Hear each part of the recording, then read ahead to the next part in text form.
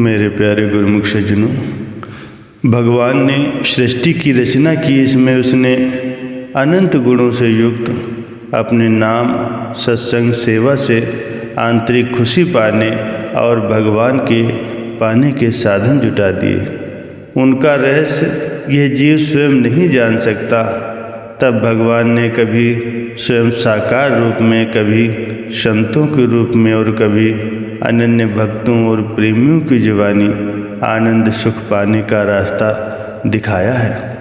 ऐसे ही काकभूषुंड जी और गरुड़ जी के संवाद में कहा गया है, निज अनुभव अब कहूँ खगेसा, बिनु हरि भजन न जाहि कलेसा। राम कृपा बिन सुन खगराई, जान न जाय राम प्रभुताई। जाने बिनु नय होय परितीति, बिनु परितीति होय नहीं प्रीति। प्रीति बिना नहीं भगति दृढ़ाई, जिम खगपति जल कै चिकनाई। बिन गुरु होय कि ज्ञान, ज्ञान की होय विराग। बिनु गावहि वेद पुराण, सुख की लहै हर भगत बिनु। काकभूषुंड जी कहते हैं कि हे गरुड़ जी, अब मैंने भक्ति के पथ पर चलते हुए जो कुछ पाया है, जैसे पाया है, उसका अनुभव तुम्हें सुनाता हूँ। जैसे संसार तीनों तापों की अग्नि में जल रहा है, हर समय ये ताप उसे दुखी करके नरकों की ओर ले जा रहे हैं। इस दुख संताप से छुटकारा पाने के लिए, नरकों की यातनाओं से स्वयं को छुड़ाने के लिए भगवान का नाम ही जीवन दाता है। भगवान के नाम सुमिरन के बिना भव के दुख नहीं मिटते। नाम की महिमा जानने के लिए, इसको पाने के लिए कोई साधन तो अवश्य होगा। हे गरुड़ जी, श्री राम जी की कृपा बिना नाम की प्रभुता बड़ाई नहीं जानी जाती। उनकी बड़ाई को जाने बिना उस पर विश्वास नहीं होता। विश्वास के बिना प्रीति नहीं होती और प्रीति के बिना भक्ति दृढ़ नहीं होती। जैसे कि जल पर चिकनाई नहीं ठहरती, अर्थात उसमें घुलती नहीं है। गुरु के बिना ज्ञान नहीं हो सकता। वैराग के बिना कहीं ज्ञान हो सकता है। इसी तरह वेद पुराण कहते हैं कि हरि की भक्ति के बिना क्या सुख मिल सकता है। इस पूरे प्रसंग का तात्पर्य यही है कि भक्ति में ही सब सुख समाये है। भक्ति के दाता है संत जन, जो भक्ति दात्री नाम का दान देते हैं। जब नाम मिल गया, महापुरुषों का सत्संग भी मिल गया, फिर ये विश्वास कैसे पैदा होता है कि नाम ही भगवान से मिलाने वाला और सब दुख हरने वाला है। ये विश्वास हो जाएगा तो भगवान के चरणों में प्रीत बढ़ जाएगी। एक सरल सी बात है कि जैसे एक माँ के 4 बेटे होते हैं, राम, श्याम, बलराम, सुभाऊ। माँ जब किसी एक को बुलाना चाहती है तो उसके नाम से उसे बुलाती है, तो वह अपना नाम सुनते ही दौड़ा आता है। इन बेटों में किसी एक को पीड़ा सता रही है, यानी चोट लग गई, तो वह माँ माँ कर चिल्लाएगा। उस समय माँ झट उसके पास पहुँच जाएगी। ऐसे ही यदि चारों को विपत्ति घेर ले और मामा कहें, तो माँ ये नहीं कहेगी कि मैं कैसे करूं। वह चारों के पास ही जाकर के जैसे कैसे उनका दुख निवारण करने का उपाय करेगी। ये तो हुआ एक सांसारिक व्यवहार। जब बेटों का दुख दूर हो जाएगा तो क्या उनके दिल में ये विश्वास नहीं हो जाएगा कि माँ में सहानुभूति है, हमदर्दी है और ममता है। यही विश्वास ही उनके माँ के प्रति उनकी प्रीत को बढ़ाएगा।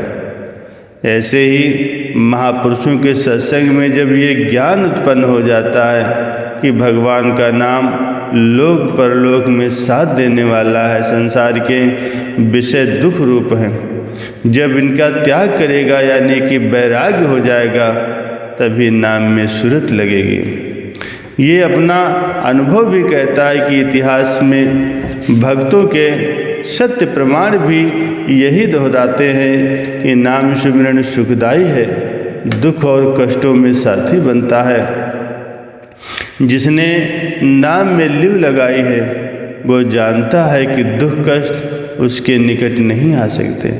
वह जिस प्रभु का नाम जपता है वो हर क्षण उस पर कृपा बरसा रहे हैं, उसके रक्षक बने हुए हैं।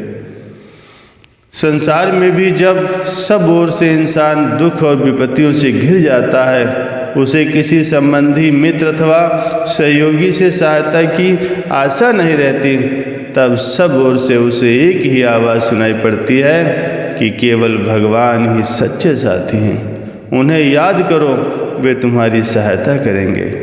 अपने अंतर से यही पुकार कहती है कि भगवान के बिना अब तेरा कोई सहारा नहीं है।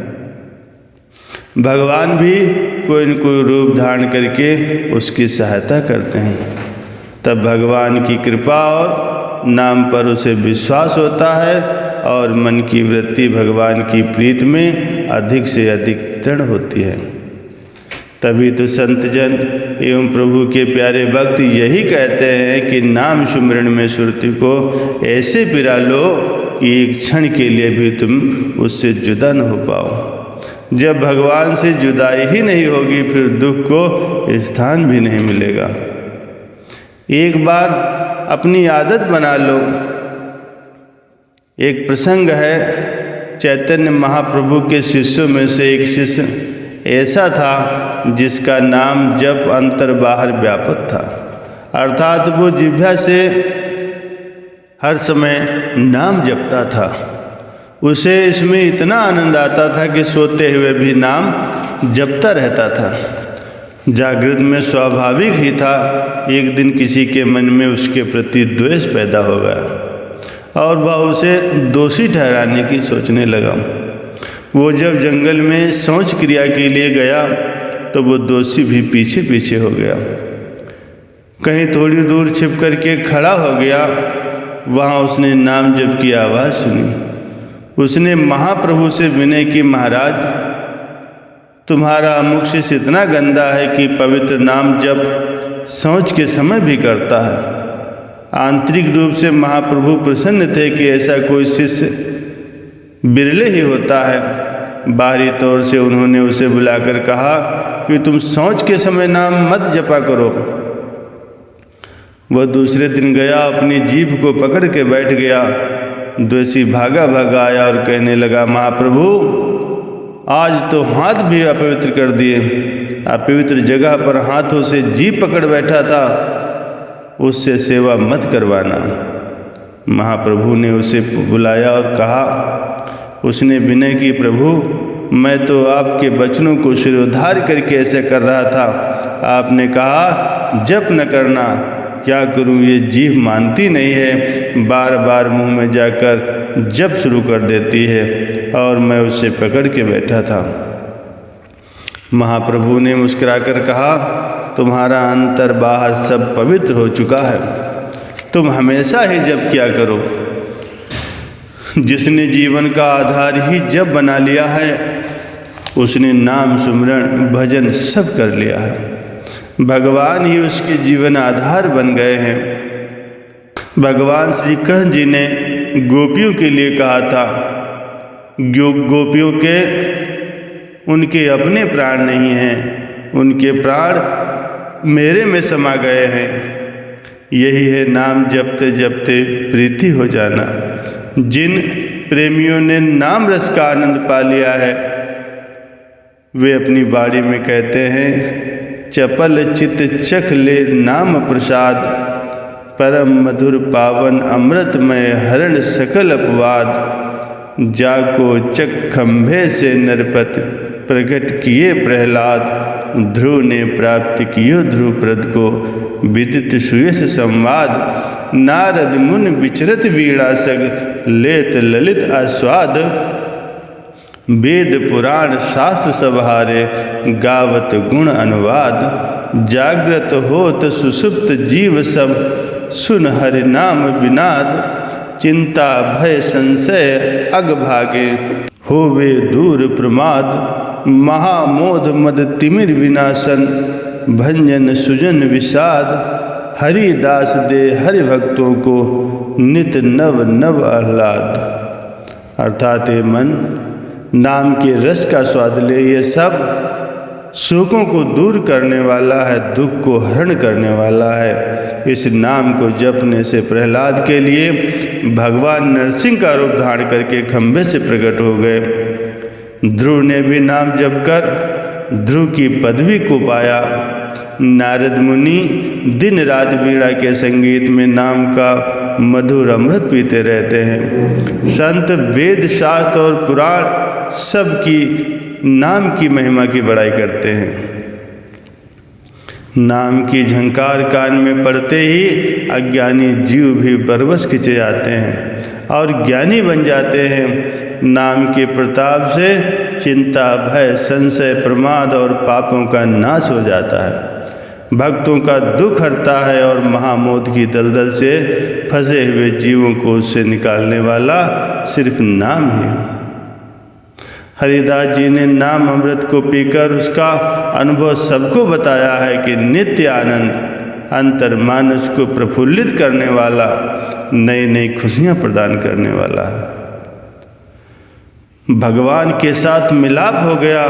भक्त भाव प्रीत के रस में बहकर प्रभु लीला को निखारने में मस्त हो गया और भगवान भी उसी अनुरूप भक्त के हृदय में रास विहार करने लगे।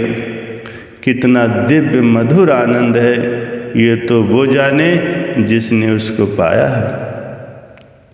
संत महापुरुष सबको इसी आनंद रस को पाने के लिए श्री दर्शन और श्री वचनों में बताते हैं, वे बुलाते हैं कि आओ नाम रस का स्वाद लो, अपने अंतर की प्यास को बुझाओ। इसी से महापुरुष हम सब पर प्रसन्न होते हैं। बोलो जयकारा बोल मेरे श्री गुरु महाराज की जय।